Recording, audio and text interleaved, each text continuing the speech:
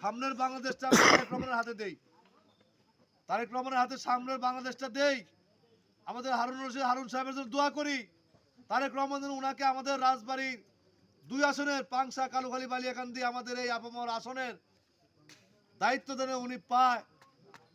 যে লোকটা 17 বছর যাবৎ এই আসনের মধ্যে বিভিন্নভাবে কষ্ট পরিশ্রম স্বীকার করে প্রত্যেকটা অলিগলিতে এমন কোন লোক নাই যে উনি তার নাম জানে না।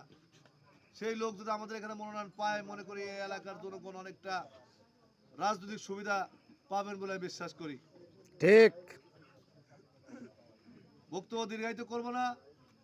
সর্বোপরি আগামী শনিবার 1 নং ওয়ার্ড থেকে আমাদের ইউনিয়ন ওয়ার্ড বিএনপির সভাপতি মোহাম্মদ হোসেন আলী শেখ কাকা এখানে উপস্থিত আছেন, সেক্রেটারি মোহাম্মদ শফিকুল ইসলাম হাতেম সাহেব এখানে আছেন, সাথে ওনাদের টিম এখানে আছেন, সাথে আপনারা সবাই এখানে আছেন। প্রত্যেকের নিয়ে যাওয়ার ব্যবস্থা হবে। শনিবারে 3টায় প্রোগ্রাম।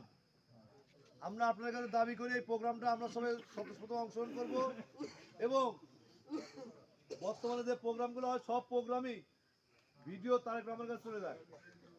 তো আজকে হারুন সাহেবের হাতকে যদি আমরা শক্তিশালী করতে চাই, তাহলে আমাদের এই প্রোগ্রামে উপস্থিত হয়ে আমাদের জানান দিতে হবে যে আমরা পাংশা, কালুখালী, বালিয়াকান্দিতে যে জনগণ আছে আমরা ম্যাক্সিমাম জনগণ হারুন সাহেবকে এমপি হিসেবে দেখতে চাই।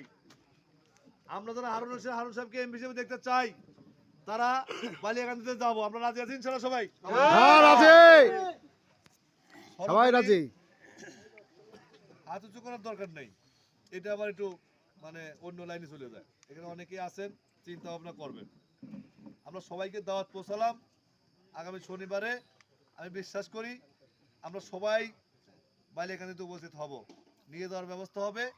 আপনার সকালবেলা থেকেই কাজ কাম সারিয়ে দুপুরে খাওয়া দাওয়া করে রেডি হয়ে যাবেন। এখান থেকে যেভাবে নির্দেশনা দেওয়া হয় সেই নির্দেশনা মোতাবেক আমরা বালিয়াকান্দিতে চলে যাব।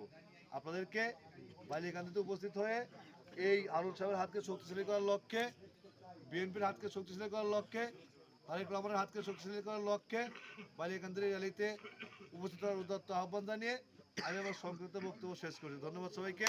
আসসালামু আলাইকুম।